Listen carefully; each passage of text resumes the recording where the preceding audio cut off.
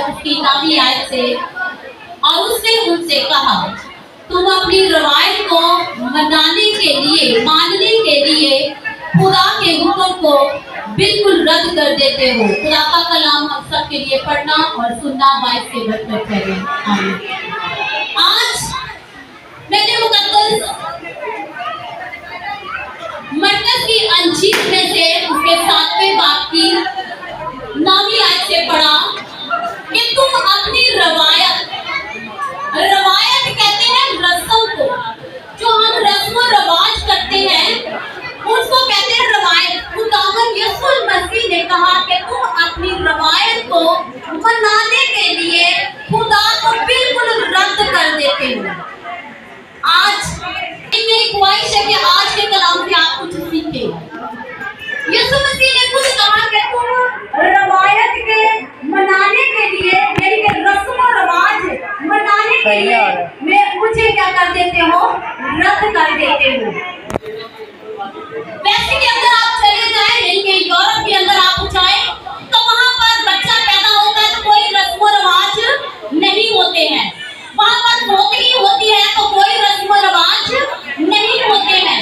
वहाँ पर शादी होती है तो कोई रस्म और रवाज नहीं। कफन के अंदर जो शख्स है वही मरा हुआ है। आप जिंदा लोगों को अपनी रवायतों को मनाने के लिए खुदा का इनकार करवाकर क्या करते हैं, अपने बच्चों को मार देते हैं। उनके ऊपर कष्टों का, लानतों का, बड़ी बड़ी रस्म और रिवाज जो कि कलाम में नहीं है उनका बोझ डाल देते हैं। कि हम अपने मसीह का इनकार, जरूरी नहीं है कि हम जुबान से कहें कि मैं खुदावंद यीशु मसीह तुझे नहीं मानता, यही इनकार है। हम गलत रस्म और रिवाज करके भी अपने मसीह का इनकार करते हैं। यहूदा इस्करियोती ने क्या किया? क्या उसने एक मर्तबा भी यीशु मसीह को बोला कि मैं तुझे नहीं मानता? क्या उसने बोला कि मैं तुझे नहीं मानता कि तू खुदा का बेटा है? बल्कि उसने अपने काम से, हम अपने कामों से बताते हैं कि हम गलत काम करके और मसीह का इनकार करते हैं। उसने गलत काम किया, उसने कहा कि मैं जिसको चूमूंगा उसको पकड़ लेना, और उसका काम ही मसीह का रद्द करना ठहरा। याद रखें, हमारे रस्म और रिवाज, शादियों ब्याहों में, बच्चों के पैदा होने में, मरने में हम इतना उनके ऊपर कष्ट डाल देते हैं कि वो खुदा की बादशाही में नहीं जा सकते हैं। क्या आप समझते हैं कि मसीह को खुश कर ऐसे सूखा कह दिया कि मैं खुदावंद यीशु मसीह की सलीब पर ईमान लाता हूँ। एक सुबह की दुआ की, एक शाम की दुआ की, और कहा कि मैं मसीह की बादशाही में दाखिल हो जाऊंगा। ऐसा नहीं है, बल्कि आप अपने आप को जब कंट्रोल करते हैं, अपने आप को जब कंट्रोल करेंगे गलत रस्मात से, बाइबल में कहीं पर भी मैथ्यू ने लिखी है, हम अपने खानदानों को खुश करने के लिए, अपनी इज्जत बढ़ाने के लिए क्या करते हैं, मसीह को रद्द करके अपने बच्चे के ऊपर इतना बड़ा गुनाह डाल देते हैं, इतना बोझ डाल देते हैं कि वो कभी ब्लेसफुल नहीं हो पाते हैं, वो कभी भी कामयाब नहीं हो पाते हैं। वजह क्योंकि हम क्या कर रहे हैं, शादियों के अंदर उनको क्या कर रहे हैं, रस्मों का बोझ दे रहे हैं। याद रखें, रस्म भी एक बुरी रूह होती है। क्या है? रस्म की एक बुरी रूह होती है। वो आप लोगों को मजबूर करती है। जैसे कहते हैं ना, ढोल बजता है तो ढोल नाचने वाले की एड़ी नहीं रहती है। याद रखें, जिसके अंदर बुरी रूह होती है वो रस्म उसको करवाने पर मजबूर करती है। बड़ी माएं बहनें कहती हैं, कोई नहीं छड़ परा कार नहीं मैदी तो बगैर केड़ा ब्याह, नी तेल लकीले कपड़े पान तो बगैर भी कोई रौनक है। मैंने एक बेवकूफ शख्स को सुना, मैं कलाम सुन रही थी तो मैंने एक बेवकूफ शख्स को सुना, वो कलाम सुना रहा था। कितनी बुरी बात है, मैंने कहा कि बेवकूफ शख्स कलाम सुना रहा था। क्या सुना रहा था? शादियों के अंदर रस्में रवाज करना बुरी बात नहीं है, इनका कलाम के साथ कोई ताल्लुक नहीं है, ये सिर्फ खुशी देते हैं। और शादी एक खुशी है, इसमें करो, ढोल बजाओ, पीले कपड़े पहनो, लड़कियां पीले कपड़े पहने, मेहंदियां हाथों पे लगाओ और पता नहीं क्या चद्दरें डालो। ये सब की सब रस्में आप कर करके अपने बच्चों के ऊपर गुनाहों का लठ डालते जाते हैं। और खुदा ने कहा कि तुम अपनी रस्मों को मनाने के लिए मुझे क्या करते हो, रद्द करते हो। क्या बाइबल हमें खुशी के मौके फराहम करने की तालीम नहीं देती है?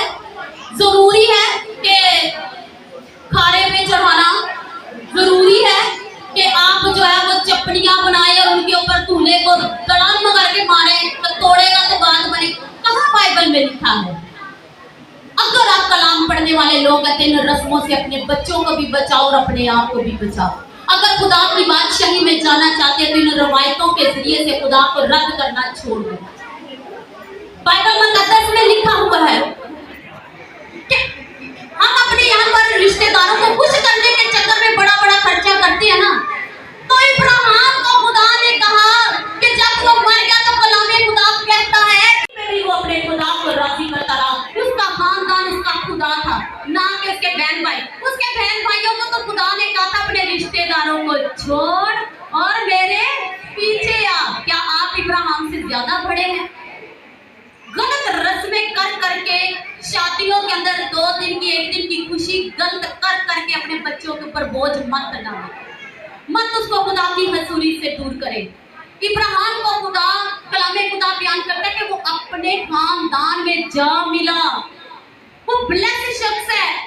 कैसे ब्लेस है? क्योंकि उसने अपने बच्चों को गलत रस्मात से दूर रखा।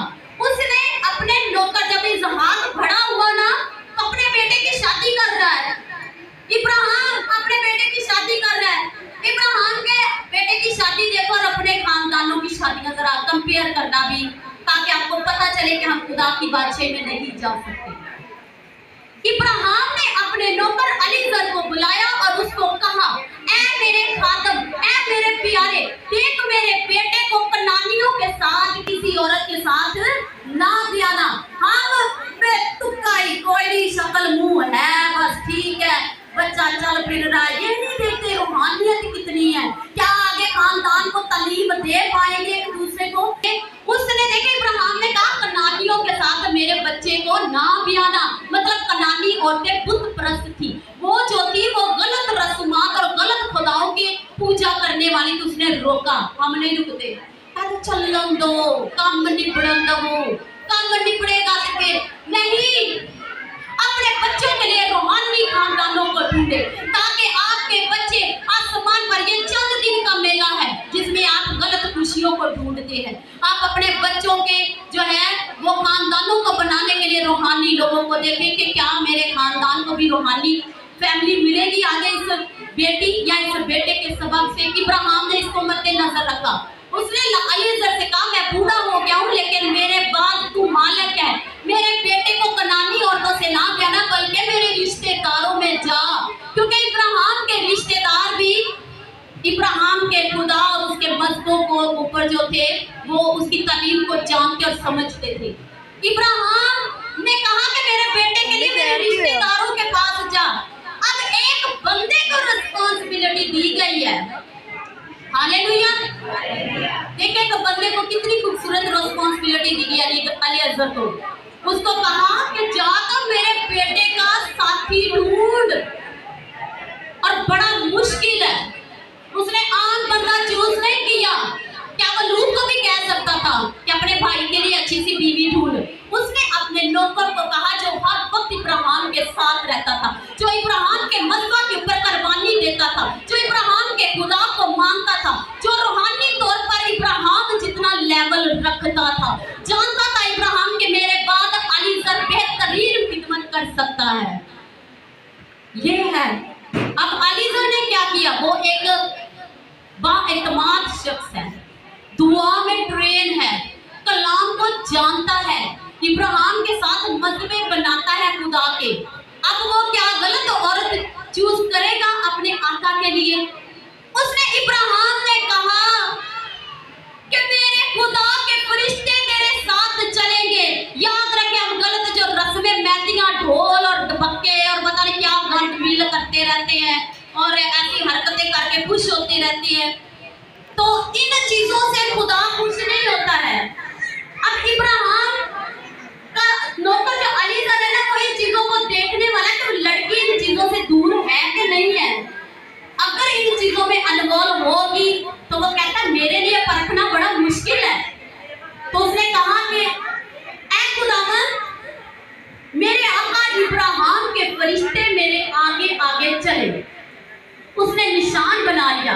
कहता है कि खुदावन, मेरे आका के फरिश्ते आगे आगे चले ताकि क्या हो सके, मुझे रहनुमाई दे सके। और फरिश्ते इब्राहिम के साथ चलते थे, फरिश्ते अलीअज़र के साथ भी चले। अब ब्राइडल शावर के ताल्लुक से लोग हमसे बहुत पूछ रहे हैं। अलीअज़र ने ब्राइडल शावर किया रिबका का, ध्यान से सुने, ब्राइडल शावर रिबका का किया। कैसे? उसने 10 ऊंट तोपों के भरकर दुल्हन को जो है वो ढूंढने चल पड़ा है। वो सोना लेके चला है ताकि मैं अपने आका के लिए बेहतर। अब देखे तो वाइफ 10 ऊंट, अब वो नौकर लालची नहीं है, 10 ऊंटों के अंदर वो बेईमानी कर सकता था। लेकिन वो जैसे मेसोपोटामिया के इलाका में गया, मेसोपोटामिया के इलाका के अंदर उसने देखा कि बहुत सारी लड़कियां हैं। जैसे आज यहाँ पर ब्राइडल शावर में लड़कियां और लेडीज जो है वो आई हैं, इसी तरह इतनी लड़कियां थी वहां पर, और वो सब हंसती मुस्कुराती हुई क्या कर रही हैं, अपने मवेशियों को, जिसमें ऊंट है, भेड़ है, बकरी है, सब हर तरह का जानवर है, उसको पानी पिलाने के लिए आ रही हैं। तो क्या हो रहा है वहां पर? अलीअज़र ने कहा इतनी सारी लड़कियों में मैं अपने आका के लिए वो लड़की कैसे ढूंढूंगा जो रूस के मामूल है, जो पूरे का कह दिया कि मैं खुदावंद यीशु मसीह के सलीब पर ईमान लाता हूँ। एक सुबह की दुआ की, एक शाम की दुआ की, और कहा कि मैं मसीह के बादशाही में दाखिल हो जाऊंगा। ऐसा नहीं है, बल्कि आप अपने आप को जब कंट्रोल करते हैं, अपने आप को जब कंट्रोल करेंगे गलत रस्मात से, बाइबल में कहीं पर भी मैदी नहीं लिखी है। हम अपने खानदानों को खुश करने के लिए, अपनी इज्जत बढ़ाने के लिए क्या करते हैं, मसीह को रद्द करके अपने बच्चे के ऊपर इतना बड़ा गुनाह डाल देते हैं, इतना बोझ डाल देते हैं कि वो कभी ब्लेस्ड नहीं हो पाते हैं, वो कभी भी कामयाब नहीं हो पाते हैं।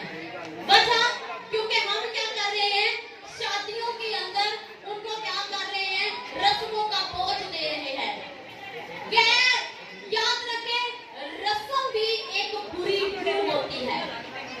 क्या है? रस्म की एक बुरी रूह होती है। मैं चाहूंगी कि भी एक बुरी रूह होती है, वो आप लोगों को मजबूर करती है। जैसे कहते हैं ढोल बजता है तो ढोल नाचने वाले की एड़ी नहीं रहती है। याद रखें, जिसके अंदर बुरी रूह होती है और रस्म उसको करवाने पर मजबूर करती है। बड़ी माएं बहनें कहती हैं कोई भी नहीं, छाड़ परा कार नी कहीं मेहंदी तो बगैर केड़ा गया, नी तेल पीले कपड़े पहन तो बगैर भी कोई रौनक है।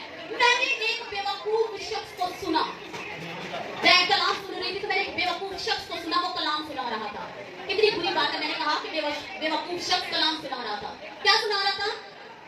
शादियों के अंदर रस्में रवाज करना बुरी बात नहीं है, इनका कलाम के साथ कोई ताल्लुक नहीं है, ये सिर्फ खुशी देते हैं। और शादी एक खुशी है, इसमें करो, ढोल बजाओ, पीले कपड़े पहनो, लड़कियां पीले कपड़े पहने, मेहंदियां हाथों में लगाओ और पता नहीं क्या चक्करें डालो।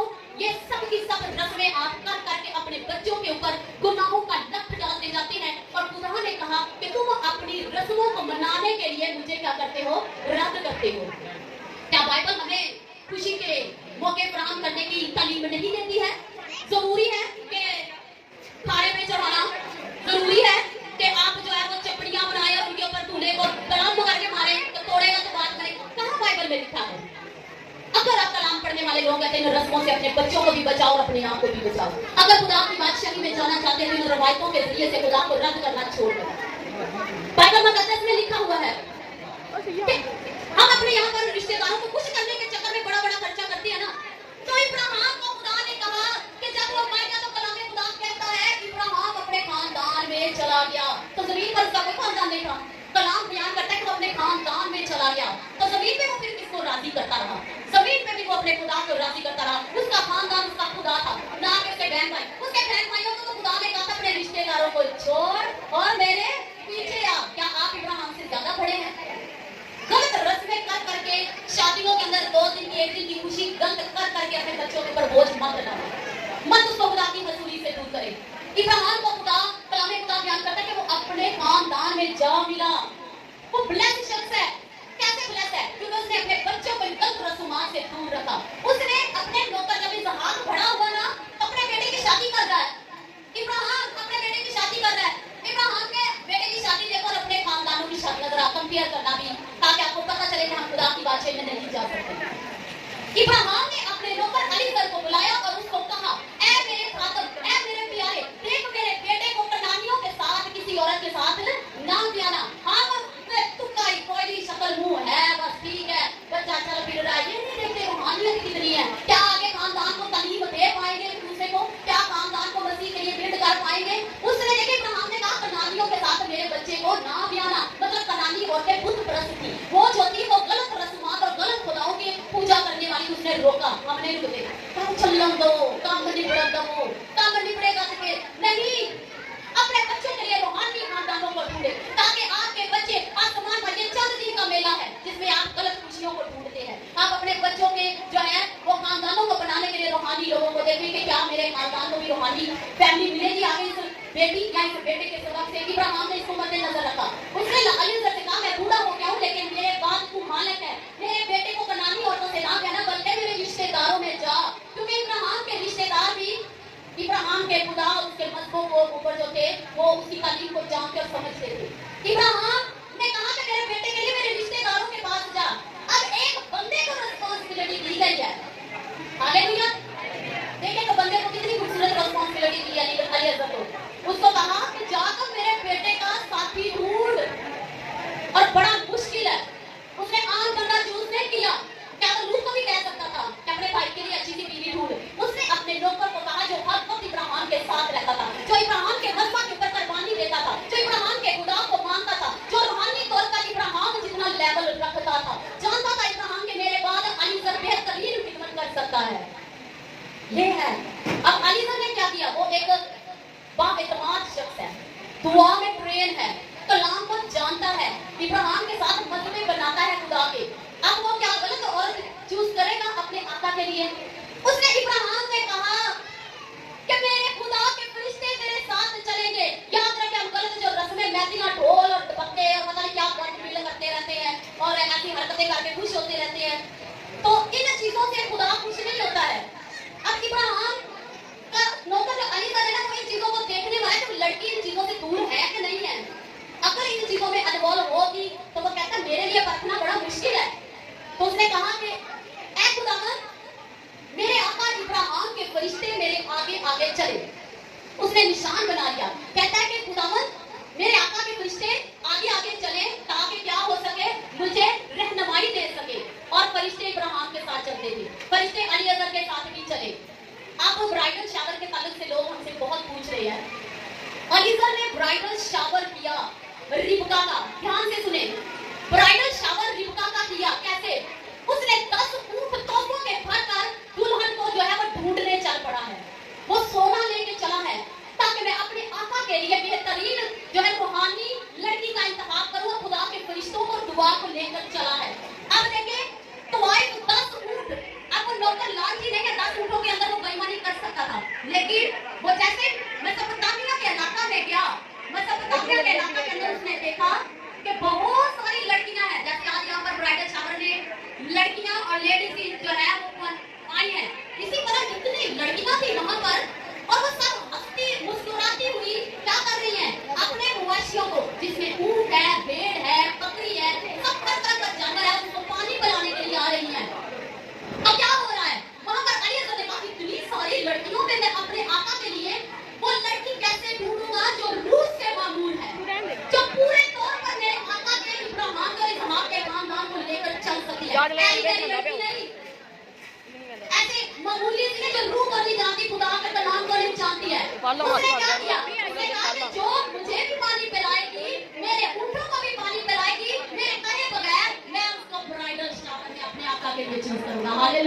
ये है। और रिक्शा वहां पर पहुंच गई।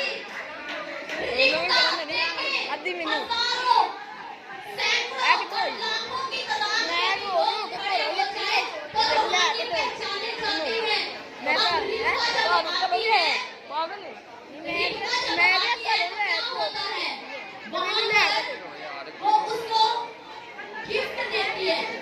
रिक्शा को उसने बिल्कुल निशान के मुताबिक काम किया, निशान के मुताबिक काम करके उसको क्या किया, उसको गोल्ड दिया, उसको नथ डाली और उसको कंगन दिए और उसको अपने खुदा के लिए मुकर्रर कर दिया। हालेलुया। मैं एक छोटी सी बात और इसमें बताना आपको ज्यादा बेहतर समझने के ब्राइडल शावर में होता है।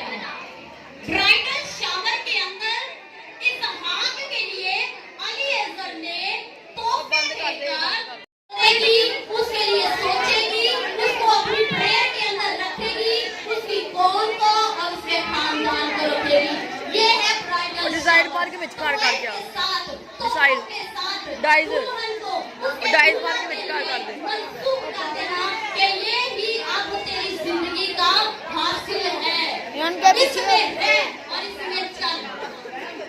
अलीएज़र का सफर खुदा ने मुबारक किया। आज ब्राइडल शावर जो उनके साथ उनका पार्टनर खुदा ने रखा है, उसके लिए हम सब तोहफे लाए हैं। हम सब उसको आज खुदा की बरकतों के अंदर जो है वो रखेंगे। इस्राइल के अंदर रस्म की जाती है, ब्राइडल शावर होता है तो गज़ल और ग़ज़लात की किताब पढ़ी जाती है।